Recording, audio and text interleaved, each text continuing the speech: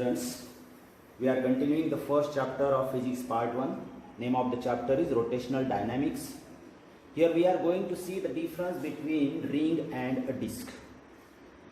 In our daily life we must have used the word ring. What is a ring? A ring is an object whose entire mass is situated along the circumference of the circle.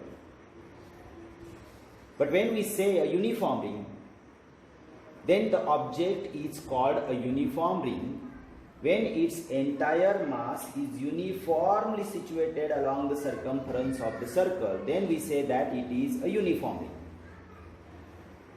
A ring is a two-dimensional object having negligible thickness. Two-dimensional means if we look at that ring from two sides, it looks similar, and that's why it is said to be two-dimensional. Having negligible thickness means its thickness is so small that we don't have to consider its thickness. So it is having negligible thickness. Suppose a ring is rotating about its own axis, which is passing through the center of the ring and perpendicular to its plane. If its entire mass, which is completely distributed along the circumference, if its entire mass is capital M and its radius is capital R, then its MI, moment of inertia, is given by M into R square, which is written according to the definition of the moment of inertia. So I hope that you must have clear about the ring, what is ring and what is uniform ring and how its MI is find out. Now let us move to the disc. A disc is an object whose mass is uniformly distributed from its center to the circumference. Means there is no empty space inside the circumference and the center. This is the difference between a ring and a disc. A disc is also the two-dimensional object having negligible thickness. Means here again we don't have to consider its thickness as it is very small. And it is two-dimensional means if we look at it from two sides it looks similar. So it is a two-dimensional object. But a disc is said to be uniform only when its composition is uniformly distributed and its mass per unit area, which is denoted by sigma.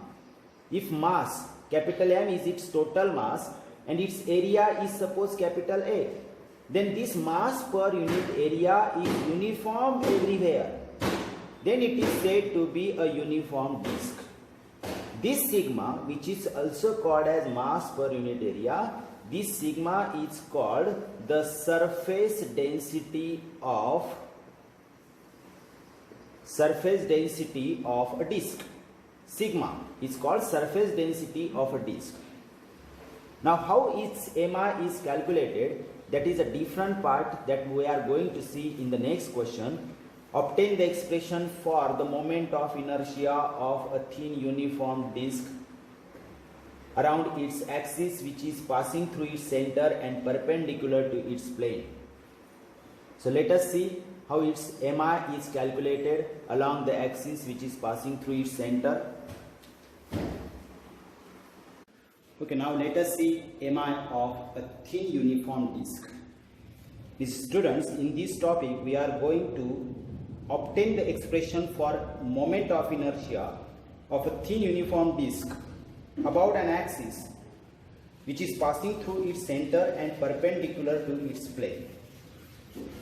As you can see, this is a disc whose radius is R. Means we are going to consider a disc of mass capital M and its radius is suppose capital R.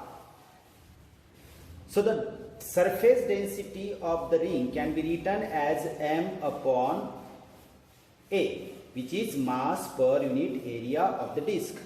It is also called surface density, denoted by sigma. But as you can see that if this disc is circular in shape, its area can be written as pi r square. So sigma can also be written as M upon pi r square. Suppose this is equation number 1, which is surface density of the disc. Now this disc is symmetrical in shape, so we can consider it to be divided into large number of rings having different radii from 0 to r, but all the rings are concentric. Concentric means all rings have the same center. The center of the disc is same as the center of the rings, and all the rings are concentric. One such elemental ring is shown in the figure. And this ring, if we consider the ring here, dr is the width of the ring. But this width is so small that the average radius of the ring can be considered as small r. Now here we can write the area of the ring. How can we write the area of the ring? We can write 2 pi r into dr. This is the area of the ring. Now this 2 factor indicates that it has two faces. One face above and one face below. So this is the area of the ring. Now we can also write the surface density of the ring. If we consider that this ring is very small, having a mass dm, then its mass per unit area can be written as dm upon area. Area is here, area of the ring is 2 pi r into dr. Now from this step we can write the value of dm. This denominator, if shifted to the left side, it becomes multiplied and we get the value of dm. Let us write the value of dm. dm is equal to 2 pi r into sigma. This sigma is multiplied and dr as it is. So this is the value of dm which we are going to use later on. Give it equation number 2. Now we are going to write the mi of the ring. This ring is having a small area, small mass, so its mi can be written as ir is equal to dm, means mass of the ring, into r square.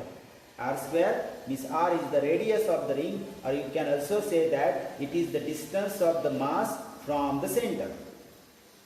And this mi is written according to the definition of moment of inertia that we have already studied. Now, if this disc is made up of large number of rings, and if we integrate all the mi's of the rings, we get the mi of the whole disc. And it is our target that we have to find out the mi of the disc. So if we indicate the mi of the disc by I, then we can integrate the mi's of all the small rings. And each ring is having the same center, means they are concentric, but their radii will be different from 0 to r. So 0 to r is the limit here. Now let us put the value of ir. Integration from 0 to r, and the value of ir is here dm into r square. Now let us put the value of dm from equation 2. What we get? Integration from 0 to r. The value of dm is 2 pi r into sigma into dr into r square as it is. As you can see, 2 pi and sigma are constant values, and constants do not have integration, so they can be taken outside the integration sign. So 2 pi into sigma integration from 0 to r. What remains inside? R into r square is r cube, and dr will also be as it is. Now we can solve this integration with the help of formula that you know. Integration of x raised to n with respect to dx is equal to x raised to n plus 1 upon n plus 1. If you apply this formula here, you can see the value of n is 3 here. So integration of r cube will be r raised to 4 upon 4. Now let us write it. 2 pi sigma will be as it is. Inside the bracket, as we are solving integration, no need of giving the sign of integration here. So what remains? r raised to 4 upon 4. This is the integration of r cube using this formula. And the limits are written from 0 to r outside the bracket. This is lower limit and this is upper limit. So while solving this bracket, we put the value of r, first capital R, which is upper limit, minus, and then value of r will be substituted 0 there. So next step will be 2 pi sigma in bracket capital R raised to 4 upon 4. This is the value of small r substituted here, and minus the value of r will be 0 now, and 0 raised to 4 upon 4. Now you know that the 0 raised to 4 has a value 0, and 0 upon something will be completely 0. So we do not need to write this second half part of subtraction. So what we can write here, 2 pi into value of sigma can be substituted from equation 1, as we are finding out the mi of the disk. So we have to substitute the surface density of the disk, capital M upon pi r square, into, inside the bracket we have to write only this because this is 0, r raised to 4 upon 4. Now the left hand side as it is, that is I, that is mi of the disk. See here, pi can be cancelled, 2 1s are 2, 2 2s are 4. So denominator number is only 2, means we can write here 1 upon 2. R square from denominator and r square from numerator if cancelled, remains only r square to the numerator, means m into r square is our numerator. So this is the moment of inertia of a thin uniform disk about and such axis which is passing through its center and perpendicular to its plane. So it is very easy to understand. If you look at each and every step properly, you can find out the mi of a uniform disk about an axis passing through its center and perpendicular to its plane. Okay.